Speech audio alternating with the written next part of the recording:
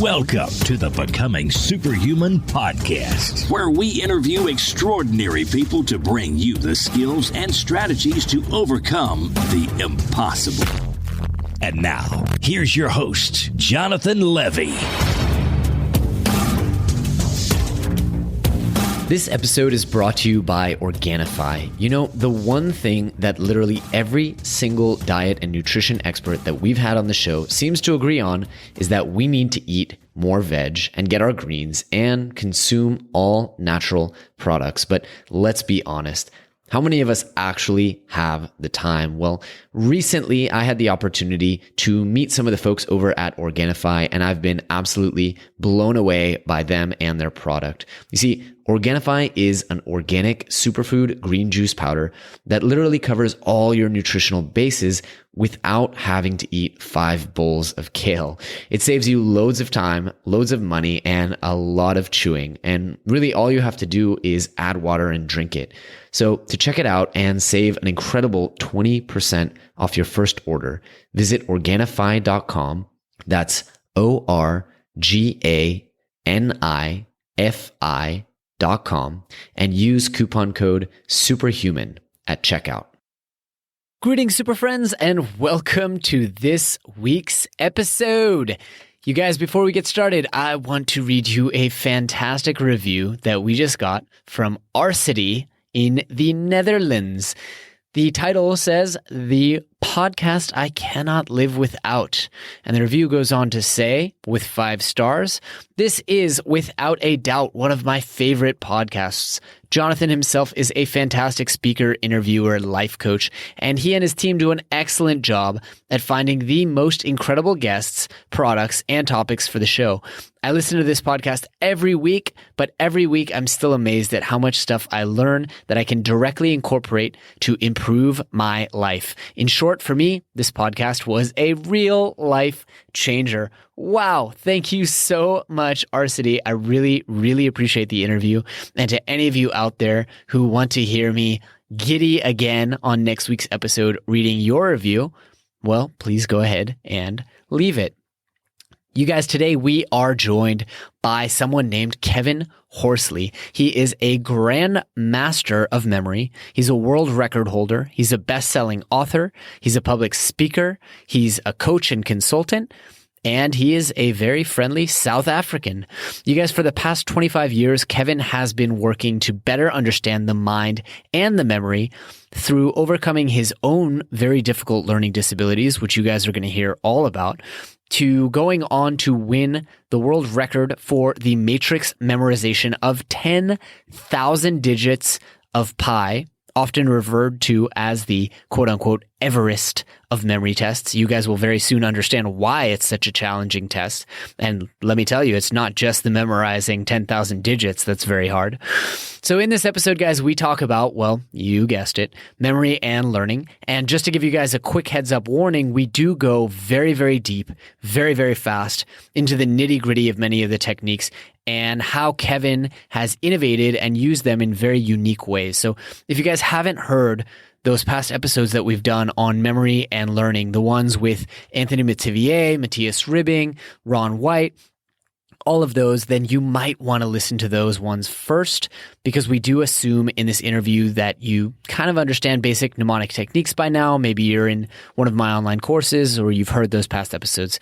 We talk also about speed reading, methods for reviewing and retaining what you learn, memory palaces, why these skills are so powerful and what you can do with them, and a whole lot more. I will say that Kevin really held nothing back, and he shared so much of his most valuable tips and ideas. So I think you guys are really going to enjoy this episode. I know you're going to get a lot out of it.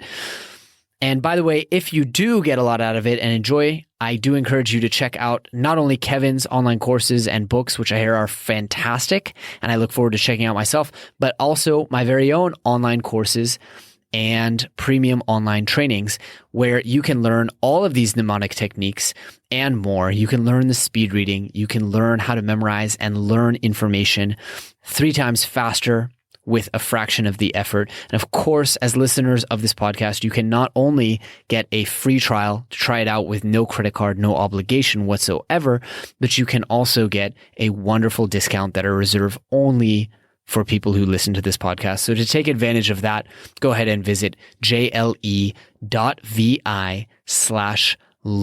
and get started today. All right, guys, without any further ado, I'm very excited to present to you Mr. Kevin Horsley.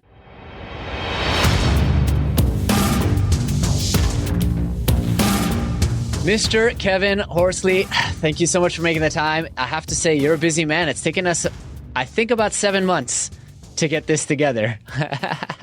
Great to be here. Thank you for having me. And it's really great to finally meet. Absolutely. I've heard so much about your work. I'm really, really excited to pick your brain. And I can see just from your bookshelf, you're clearly a super learner, because that is a superhuman reading load there. Very impressive. Oh, that's just a small amount. My garage is just, I've got packs and packs. And if it wasn't for Kindle, I would have to buy a new house. That is going to be the quote of the podcast episode.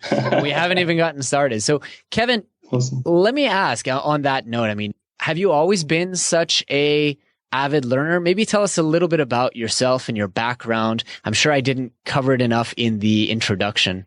I was not born with a good memory. When I was at school, I couldn't concentrate and I had a memory like a sieve. When I was 8 years old, the school psychologist said that I may have a form of brain damage. Wow. And he wanted to send me to a special class. And throughout school, I used to get my mother to read the information to me, friends to help me with my homework. And what I didn't get, which was most of it, I just didn't get. Wow. In 12 years of school, I never read a book from cover to cover alone. I always needed someone to help me to get through the information. And when I was in my final year of school, I was reading at a top speed of 50 words a minute. Now, that's the speed of an embarrassive 5-year-old. So in my final year of school, I couldn't read much better than when I started school. And I was a source of worry at school for my parents because schooling and education were important, and I just couldn't grasp what was being taught to me. Wow. But to cut a long story short, in 1989, I managed to get through, and I had to do my military service. And one night I was walking around a local bookstore, and I found 3 books by Tony Buzan. And the first one was on learning to learn, the other one on memory, and the other on speed reading. At that time, I thought I was going to read the speed reading book and read the other 2 quickly, but it didn't kind of work out that way. I ended up battling my way through the memory book. And for the first time in my life, I discovered that I have a brain. You know, that the brain you have today is not the same brain that you had yesterday, because every time you learn something new, your brain is making new connections. You know, so what this process means is that you have infinite opportunities to improve who you are. And when I discovered this, I realized that I needed to do something different to get different. So I started studying psychology, the mind, memory, the brain, started applying it to information that I was studying at the time. And I took myself to a point where I was reading 4 to 5 books a week, overcame all my dyslexic issues, and I could learn more in an hour than take the average person a month to learn. Amazing. And in 1995, in a 5-year period, I decided to go and take part in the World Memory Championships. Now, that's where all the best memories in the world get together, and we fight it out in 10 different events. And that year, I managed to come second in the written word event, which is proof that I overcame my dyslexic issues. Wow. And I came 5th overall. And that same year, the World Brain Trust and Prince Philip of Liechtenstein awarded me the title International GrandMaster of Memory. So I was one of the first 5 International GrandMasters of Memory. And for a period of about 4 years after that, I continued studying memory and finding people with superhuman abilities and talking to them and modeling some of what they are doing. And in 1999, I broke a world record, which is a pi matrix memorization of pi. So for this world record, not only do you have to remember all 10,000 numbers, but if the professors call out any 5 in the sequence, I'd have to tell them what 5 numbers come before and what 5 numbers come after. Wow. And they test you 50 times. And the world record is for the time taken. And that year I managed to break the record by 14 minutes. And the reason I did it, well, I didn't have a girlfriend at the time. The reason I did it because people said it was impossible to do. And that's what my life is about, is teaching people that we all have an unlimited memory. And I also have a #1 best-selling book called Unlimited Memory. And I'm continually teaching people and coaching them how to use their memory for their business and for their life. So that's just in a nutshell. Amazing. And thank you for sharing that. I do want to ask, actually, on the topic of your book, people so often ask me, isn't it true that if I learn one thing, I'm going to forget something else? And I have my own kind of way of answering this question, but do you actually feel, obviously you feel this way, that the memory is in fact unlimited. So walk us through that. I liked what you said, that kind of the more you learn, the more you're able to shape who you are. But, what is the correlation? If I learn more, do I forget more? Well, the more you know, the easier it is to get to know more. And the more that you begin to use the methods of memory, the more you will want to get to know more about specific things. So let's say, for example, if you just had to remember something like all 45 presidents of the United States of America, once you've learned that, you have now a framework in your mind. So whenever you hear anything about one of the presidents, you'll instantly be able to make a connection. So the more you know, the easier to get to know more. But I think a lot of people forget what they're learning because they don't have a structured system in their mind. And I think the key fundamental of accelerated learning is to become super organized. So, you first have to have the right mindset, but secondly, you need to get organized, because I think superior organization is really what most of the people with phenomenal memories have more than anything else. I like that a lot, actually, because that's also been my experience, that I don't think I've ever actually thought about it or articulated it, because, once early on, I also suffered from ADD growing up, which is to say I also suffered from a learning disability. And someone once told me, I think it was one of these like MBTI profiles. Someone asked me, they're like, do you have a tendency to hyper organize things? Everything is, files within files within files, and you create these systems and structures. And I was like, yeah, how'd you know? And they basically said, because of your learning ability to catch up, or learning disability to catch up to other people's ability to learn, you need to hyper organize. And I've definitely found that to be true. I thought, I was the only one who was using it to learn faster. Yeah, absolutely. But every single super learner that I've ever modeled or ever spoken to, every A student, they're way more organized than every F student. Mm-hmm. Every business that is performing phenomenally well, they're way more organized in their systems and the way they do things. And I think it's a bit of a myth out there that if you're creative, that you're going to be all messy and all over the place. But the most creative, most innovative people I've ever met are super organized. They have super systems, and they know exactly where they're going. And they're not busy. They're not in this state of busyness all the time. And that's what disorganization is going to do for you. I really like that. So tell me a little bit about how you organize your own learning. What are some of the organizational systems that you rely on? Okay, one of the things, I was one of the first people in the world to use a 3-digit memory system, the major system. And I think a lot of your listeners are aware of it from most of your other podcasts.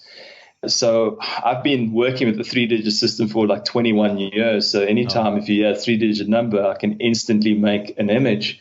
But each one of those images has a memory palace connected to it. So every single number has a memory palace of about 50 places. Wow. So I've got a memory matrix in my mind of 50. So that's one of the ways that I organize content. So I have this massive framework in my mind, and it is also indexed in my mind as well. So that would be one of the methods. Another method that I use quite often is using Google Maps. Because if you think, Google Maps has a phenomenal amount of space, and it's infinite. So if I want to learn something and I want to help someone else learn, then I'll just go and share the screen with them, and we'll go to Buckingham Palace, and we'll go and place information on a memory palace on a Google map. Now, what I do with that as well is I love running. Okay, I'm a runner. So I go and map out my journeys on Google Maps. I go and see my specific stations on the map. So whenever I have to learn something, maybe for a presentation tomorrow, I'd put it on my journey. So when I'm running, I can go and do a review at the same time. And the journeys are kind of spaced out. And maybe it's a bit of high level stuff, but I'm sure that your listeners are very aware of these methods by now. Well, yeah, I think if they've listened to the podcast episodes, they probably have a feeling of what the memory palace technique is all about. And definitely if they're in some of our courses, they will. And if they don't understand what we're talking about, then they should definitely go back and listen. There's no sense in having someone of your expertise have to review back on the basic stuff. I think we can use our precious time together a little bit more wisely.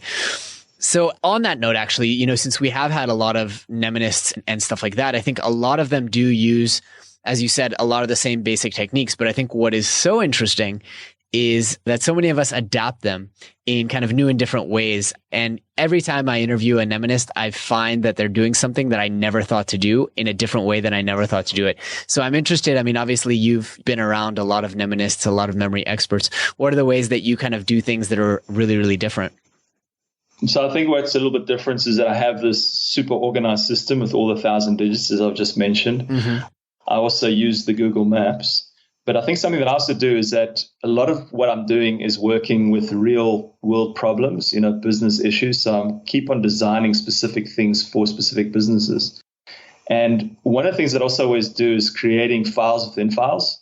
So like, for example, a while back, I did a demonstration where I memorized the entire Sasol birds of Southern Africa and 8 hours to learn 971 different birds. So wow. I'd place each bird on a journey, but each bird had a journey within a journey.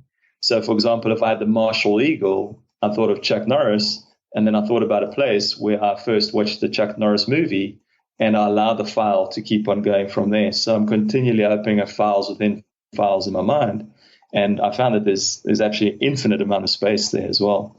Another thing that I do as well is create virtual journeys, and I've created an app for learning and accelerate the learning of the times tables, so that I have 9 specific journeys for the times tables and different things on the station so the kids can learn it really quickly.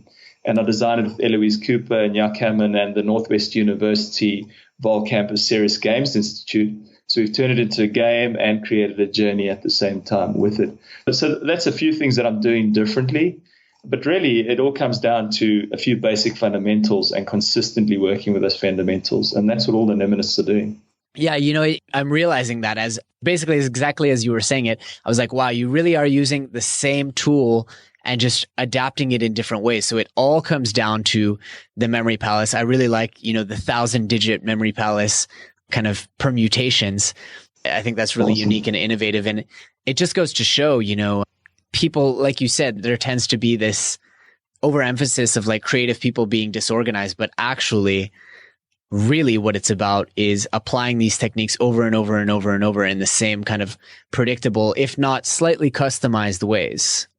So just going back to the memory, I think I don't really like to call them techniques, and I don't like to call them mnemonics either. I just think it's just the way our memory works. It's just a memory strategy. I like to use the formula long-term memory plus short-term memory equals medium-term memory, because what are we really doing with all the methods? We're taking something that we already know, whether it's a body, whether it's a car, whether it's an elephant, a journey, or anything that we already have in our memory, and we're taking the new short-term information and connecting it, and then we develop a medium-term memory. And when we have that in place, then you can remember absolutely anything. So you don't have to I've got to remember something. Let me just quickly go and grab my journey. Let me go and grab my technique. You just find something that's already in your long-term memory and connect it to, and it's already there. Because, what is all learning? It's really connecting the known to the unknown. And that's what we are doing with memory methods or memory principles as we're going along. Yeah, absolutely. And I have a feeling that as someone who is so conscientiously organizing systems, you probably also, or not to use the word systems, but organizing in certain ways, I have a feeling that you have a very specific way that you go about reviewing knowledge that you want to keep in long-term memory or store in long-term memory. Tell me a little bit about that, because I know different mnemonists approach this in different ways. So what I do is that I use Todoist, the app Todoist. Mm-hmm. And I put a lot of the information that I want to keep. So I have hundreds of different frameworks for my business consulting and for my coaching. And I have that all in Evernote. And then I have a link in Todoist that keeps on bringing it back every few days. So if I learn something new, so let's say, for example, I read a book called The Speed of Trust, and there's 13 key principles, I'll put them into Evernote, and then I would have a reminder in Todoist to bring it back after one day. And then after I've reviewed it after the day, then I would go and I would just physically actually put it in and say review 3 days. And then 3 days it pops up again. I quickly review it. And the hard part with the memory methods is really putting it down. But once you've put it down, then it's just a question of very quickly reviewing. So then after 3 days, and then when I feel that I have it, then I put it for a week. And once it's there for a week and I feel that I have it, then I take it to a month. And then I always leave it in 2 months. So everything keeps on coming back every 2 months, even though I've gone through the repetition cycle. So that I have everything, from 7 habits of highly effective people. I have all these key things about trust. And I have all my different frameworks in my mind, and it keeps on coming back, because I think one of the biggest problems in memory is really a review problem more than anything else. Right. I absolutely agree. I really like the idea of I use Anki for reviewing small pieces of information like cards, but I've thought about exporting. I also, by the way, keep all my book notes in Evernote. I'll export from Kindle through Amazon, and then I'll highlight my highlights and get kind of like the cream of the crop. So like you said, narrowing it down to 15 maximum key principles in a book, and usually it's 5 to 10. Not actually needing to memorize every single example. And this is, I think, where a lot of students go wrong, is they think, super learning means memorizing every word or something like that. When really I can illustrate and articulate every single key principle and how the author comes to that point. And then I really like the idea that you gave of using a software similar to the way that you would use Anki, because Anki doesn't really, you could put the key points in, but ideally what you'd want to do is just review that whole one pager that you've done.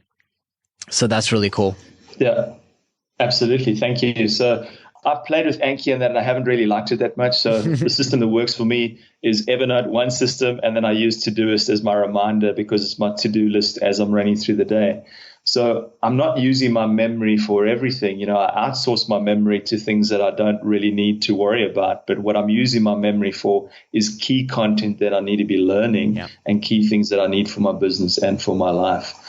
And I absolutely love Evernote. It's like a second brain for me. I agree. And I put all my information there. I've created an absolute paperless office, so it creates more organization, and therefore it helps me to focus more as well. Absolutely. And just to kind of, I guess, ask the obvious, but every one of those key ideas that you're remembering, say the 13 key principles, you're turning each one of those into some kind of visualization in your memory and then putting that into a memory palace? Or is it a series of visualizations for each key principle? Is it a whole memory palace for each key principle? How are you structuring that?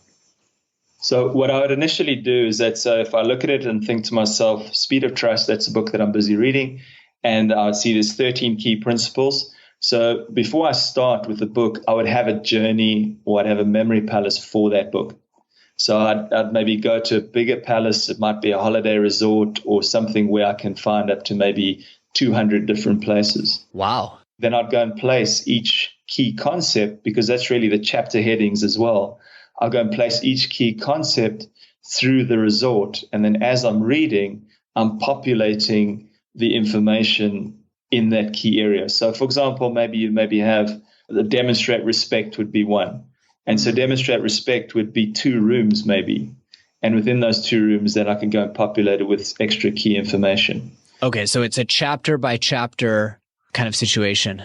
Chapter by chapter. Or if it's just like, maybe let's say I'm reading Tony Robbins' book and I have the 10 emotions of power, and I just want to remember those 10 key things, then I'd think, well, what do emotions remind me of?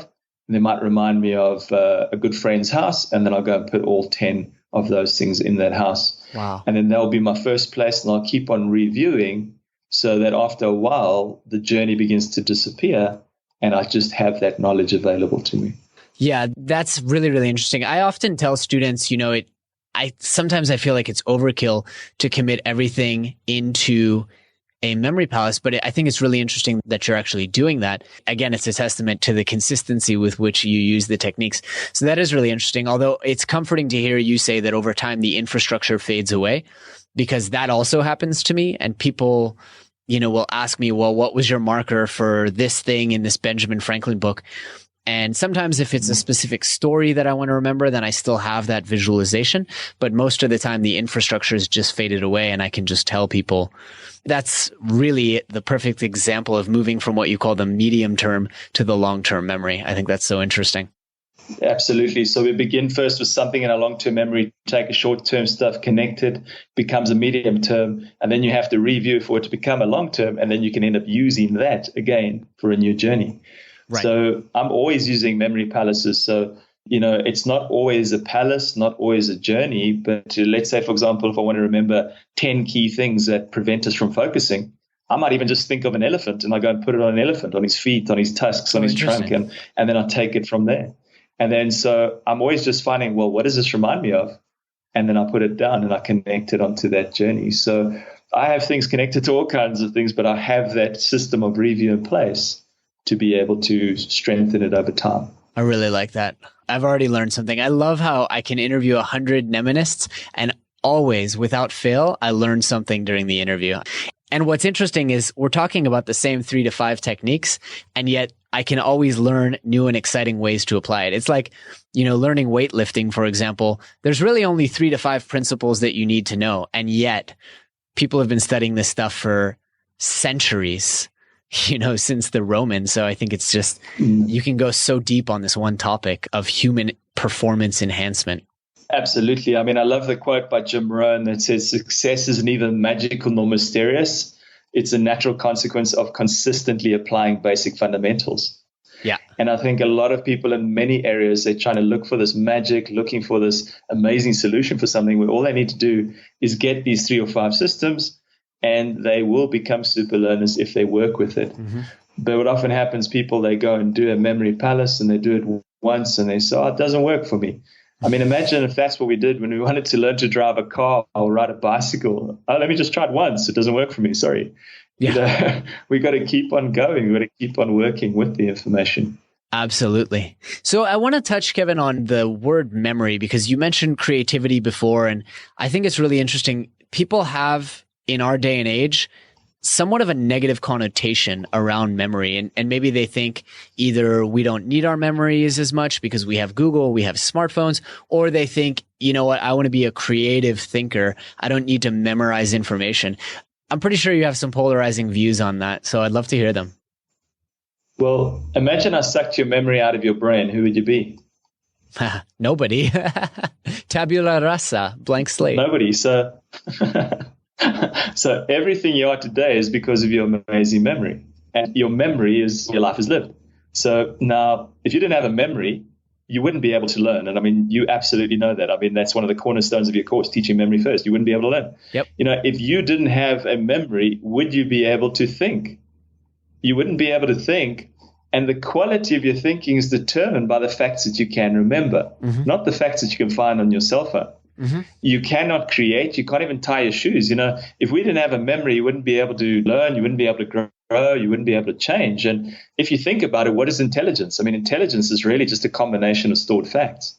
Yeah. Now, if you're looking at a screen, you are observing knowledge. But when you have information in your brain, you have an inward experience of knowledge. And now you can use it, So the more memories you have properly stored in your brain, the more potential you have to make unique combinations and connections. But if it's not in your brain, you can't make those unique combinations and connections. And when you absolutely know something, you control it. And when you control it, you get good results and you end up liking what you do. And I think a lot of people are overwhelmed and feeling as if their day is out of control because they don't know stuff anymore. And if you think about it, what is confidence? Confidence is really just knowledge. And, if you think about it, if you go and read 7 Habits of Highly Effective People, but you don't know the 7 habits, you can't apply it to your life. You can't take it and make it actionable. And, what's the use of learning anything if you can't recall what you know? So I absolutely love technology. I use apps to outsource many areas of my life. But when it's key information that I want to learn, when it's key things that I want to innovate with, then I make sure it's in my memory. Because what is innovation really? It's imagination plus memory. Mm-hmm. And that's where you get the magic of creativity. So memory is not just about remembering stuff. It's about creating key things to help us. I love your answer. I have literally nothing to add because I think you said everything I wanted to say and then more. So let me ask this then. Away from the term memory itself, tell me a little bit about, you mentioned you read a lot of business books, but what things have you used, since 1989, I remember that number, to learn, what things have you learned with these techniques? What topics have you been most passionate about learning? What have you adapted this stuff to, besides memorizing pi to 10,000 digits? So I really think that learning is a continuous process and it's not a destination. And I'm super passionate about anything in personal development. So in many different fields, from NLP to neurosemantics to many different areas, that I kind of know everything there is to know in each of those topics because of some of the formal stuff that I've done. I studied quite a bit of law many, many years ago, but that's something I've never really used in my life. But I'm constantly using it for personal development. I'm constantly using it for business frameworks. And every single day, the more frameworks that I have of thinking, tools that I have for models, that I have for specific things that can help businesses, it's going to help me and it's going to help my clients. So, for example, I can walk into a business, I can instantly identify problems because I'm having an internal experience of information where other consultants maybe would be observing it on something. So if I walk in and I think, well, there's 17 key principles, I have them in my mind for customer service. And instantly I go and fix them and sort them out. And I think that's what some of the great marketers like Jay Abraham and all of them have, that they have amazing amounts of knowledge in their mind that they can just immediately go and correlate. So that's something that I use it in a big way. For demonstration purposes, I've done the whole PAR thing, and I can do that to an infinite amount of numbers if I wanted to, if I need to do remembering books. But something that I'm also doing daily is I'm helping people in many different fields to learn specific information that they need, especially medical specialist students, and helping them to remember all the content that they have, mountains of content in 1/10 of the time. So while I'm busy teaching them, I'm also learning all this information at the same time. Yeah, absolutely. To answer your question, really, I'm looking for consistently creating different frameworks in my mind for different parts of knowledge, because I think in the future, we're all going to be newbies. So it is all going to be about learning for just in time and Agreed. not just learning for just in case. And we need to know how to accelerate it. Absolutely. Then again, we're going to need memory to be able to create. That is true. And I think it's interesting what you said about one of the things I wanted to learn with my super learning skill was copywriting, which is this big thing that people get, a 4-year degree in. And I wanted to learn it in 3 to 6 months part-time reading, which I dare say I think I did a pretty good job because our sales letters work pretty well. But I actually talked to someone recently and said, we were talking about Gary Halbert, who's this great copywriter, and how his instruction was take the best sales letters you can get your hands on and write them down word for word with your bare hand. I just thought that was such an interesting and archaic way to learn. And she's like, oh no, that's how you learn. If you go to university to study copywriting, that's how you learn. You need to get it into your muscles, get it into your hands, this copy. And it's exactly that. It's having this library of examples to then be able to assume Gary Halbert's voice or assume Frank Kern's voice or, any of the greats and be able to write in their style because you have almost this muscle memory of how they would write.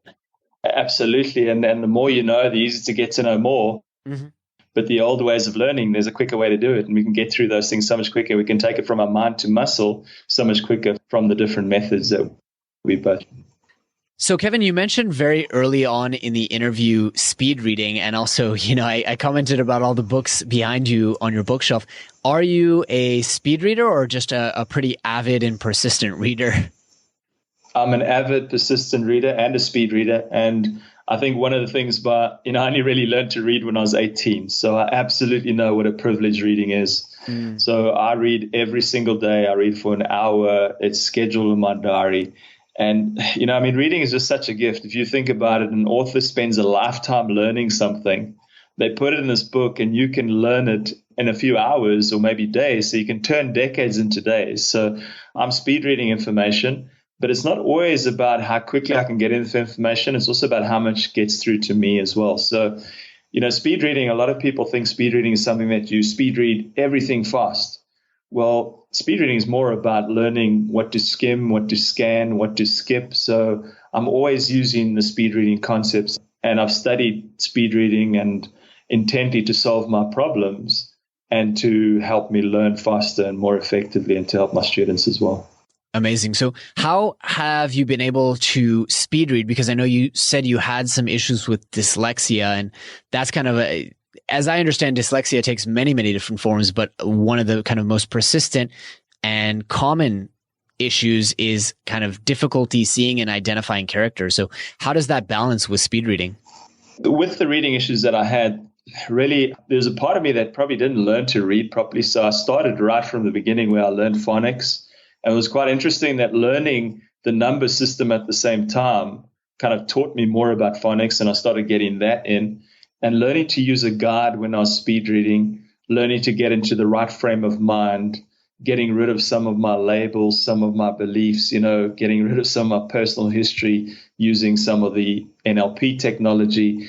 That all helped me to get over that. But also when you are dyslexic, you tend to think a lot faster than what you're seeing the words on the page. So by speeding up, it just seemed to make a lot more sense. So I actually think I've overcome a lot of my issues because I've modeled people that are effective readers.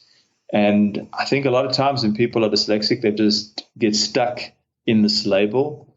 And once you have this label, it's really hard to get out of the label if you don't work with it. Because, having also gone and modeled some of the best spelling bee champions, if you go and look at these people, they are learning 5 to 8 hours a day, where the average person that can't spell is doing nothing. Mm-hmm. So I started modeling some of their strategies, modeling some of their spelling strategies, and I started getting better results in that area as well.